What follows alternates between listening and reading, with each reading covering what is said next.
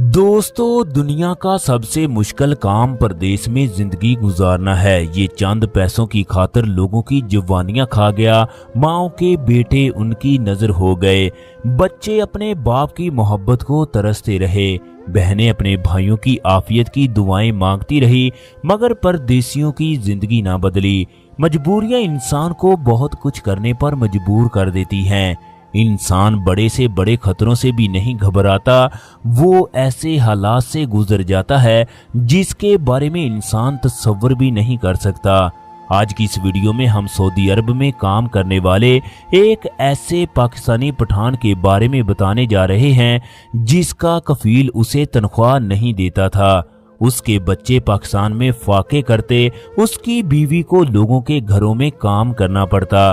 तमाम हालात से तंग आकर उस पठान ने किस तरह 30 लाख रियाल की चोरी की, वो किस तरह सऊदी अरब से निकलने में कामयाब हुआ। कफील कोड़ी कोड़ी का मोहताज हो गया। फिर कफील अपने पैसों के लिए किस तरह पाकिस्तान पहुंचा, पाकिस्तानी ने कफील के साथ क्या किया, ये तमाम तफसीलात आज की इस वीडियो में बताई जाएगी। लिहाजा वीडियो को आखिर तक लाजमी देखें। सऊदी खबरों के लिए हमारे चैनल को सब्सक्राइब लाजमी कर दीजिएगा। शुक्रिया। दोस्तों, दिलावर खान जिसका ताल्लुक कुहाड़ से था, उसके पास 2 एकड़ जमीन थी जिसके इवज उसने कर्ज हासिल किया। उसकी बेटी बहुत बीमार रहती, चनाचे वो अपनी बेटी को बड़े बड़े अस्पतालों में लेकर गया, मगर कोई अफाका ना हुआ। फिर किसी डॉक्टर ने उसे मशवरा दिया वो अपनी बेटी को कराची के फलां अस्पताल में लेकर जाए, उस अस्पताल में आपकी बेटी का इलाज हो सकता है। दिलावर खान ने जमीन का जो हिस्सा बचा था वो भी फरोख्त कर दिया, चनाचे वो अपनी बेटी को कराची ले गया। वहां पर उसका इलाज शुरू हो गया। अल्लाह रब्बुल इज्जत का करना यूं हुआ, उसकी बेटी ठीक हो गई, मगर उसकी बीमारी पर तमाम पैसा खर्च हो गया।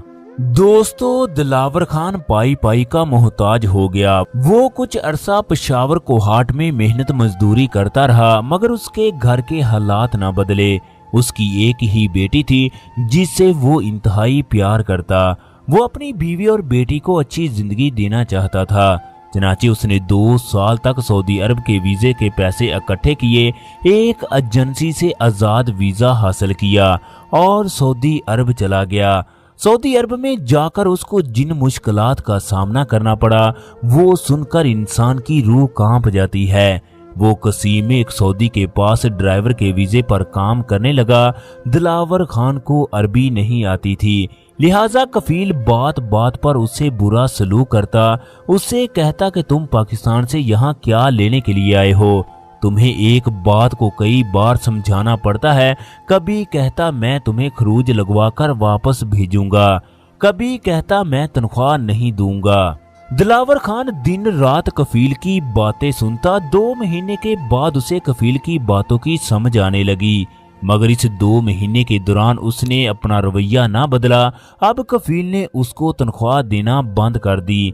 कभी गरामे की वजह से उसे तनख्वाह से हाथ धोना पड़ता, तो कभी मामूली सी गलती की वजह से उसकी तनख्वाह हजम कर ली जाती। सऊदी अरब में भी आकर दिलावर खान की जिंदगी ना बदली। कफील ने जिस कदर हो सका उसको ज़हनी तौर पर बहुत अजियत दी। दिलावर खान एक मजबूत असाब का मालिक था, मगर कफील के रवैये ने उससे इस कदर कमजोर कर दिया। वो कभी कभी घर पर बात करते हुए रो पड़ता। वो कब का सऊदी अरब को छोड़कर वापस चला जाता अगर उसके पास मामूली सी भी रकम जमा होती। वापसी के दरवाजे उस पर मुकम्मल तौर पर बंद हो चुके थे। दिन रात सोचता अब वो क्या करे। एक दिन वो गाड़ी चला रहा था, उसे पता चला कफील ने फलां कंपनी 40 लाख रियाल में फरोख्त कर दी है। कफील ने उसे एक आदमी के पास भेजा कि उससे चेक लेकर बैंक में जमा करवा दो, वो तुम्हारे नाम का चेक जारी कर देगा। उस दिन कफील की बीवी बहुत बीमार थी, लिहाजा वो इस काम के लिए जा न सका। अब दिलावर खान कफील के बताए हुए पते पर गया, वहां से चेक लिया और बैंक की जानब चल पड़ा। वो दिल में सोचने लगा कि अगर वो इस चेक को कैश करवा कर वहां से निकल जाए तो कैसा होगा। वैसे भी जिंदगी उस पर इंतहाई तंग है, अगर इस दौरान उसकी मौत भी हो गई तो कोई बात नहीं है, कम से कम उसकी बीवी और बच्ची तो अच्छी जिंदगी गुजारेंगे। जबकि कफील इस तरह का है जिसकी बातें सुन सुनकर मैं जहनी मरीज बन गया। अगर वो अच्छा होता तो मेरी तनख्वाह वक्त पर अदा करता। चनाचे उसने अपने एक दोस्त को फोन किया जो हुंडी का काम करता था। दिलावर खान उससे कहने लगा, मैं तुम्हें 50,000 रियाल दूंगा अगर तुम अभी के अभी मेरे 30 लाख रियाल पाकिस्तान भेज दो, जबकि 50,000 रियाल इस बात के दूंगा अगर तुम सऊदी अरब से निकलने में मेरी मदद करोगे। 1 लाख रियाल बहुत बड़ी रकम है, लिहाजा उसके दोस्त ने कहा तुम कैश को हासिल करो, इसके बाद गाड़ी को वहीं पर खड़ी रहने दो, मोबाइल को बंद करके फेंक दो, इसके बाद मेरे पास पहुंच जाओ। दोस्तों, दिलावर खान ने बैंक से कैश हासिल किया। वो अजीब सी नजरों से दिलावर खान को देख रहा था। बड़ी मुश्किल से बैंक ने 30 लाख रियाल जमा किए। चनाचे इसके बाद वो टैक्सी में बैठा और अपने दोस्त के पास पहुंच गया। उसने 1 लाख रियाल दोस्त को दिया, जबकि 29 लाख रियाल उसके दोस्त ने फौरन उसकी बीवी के नाम पर पाकिस्तान में भेज दिए। दिलावर खान का एक काम तो पूरा हो गया। अब उसे किसी भी सूरत सऊदी अरब को छोड़ना था, क्योंकि उसे इस बात का यकीन था अब तक कफील को इस बात का पता चल चुका होगा कि मैं 30 लाख रियाल लेकर रफू चक्कर हो चुका हूँ। दोस्तों, दिलावर खान के दोस्त ने एक यमनी ड्राइवर का बंदोबस्त किया। उसे कहने लगा मेरे भाई को सही सलामत यमन में लेकर जाना है, वहां पर उसे हर सहूलत फराहम करनी है। इसके साथ ही उसने यमनी को 30,000 रियाल दिए। यमनी सऊदी अरब के तमाम रास्तों से वाकिफ है, इन्हें इस बात का पता होता है कहां पर पुलिस की चौकी वाक़ है। चनाचे वो यमनी दिलावर खान को मुख्तलिफ रास्तों से घुमाता हुआ जिजान ले गया। जिजान का बॉर्डर उनके लिए पार करना इंतहाई मुश्किल था, लिहाजा उसने गाड़ी को जिजान में खड़ा किया। इसके बाद ये लोग रात की तारीकी में जिजान का बॉर्डर पार करके यमन में दाखिल हो गए। दिलावर खान ने अल्लाह तबारक व तआला का शुक्र अदा किया कि वो सही सलामत यमन में पहुंच गए। दिलावर खान 5 दिन यमन में रहा।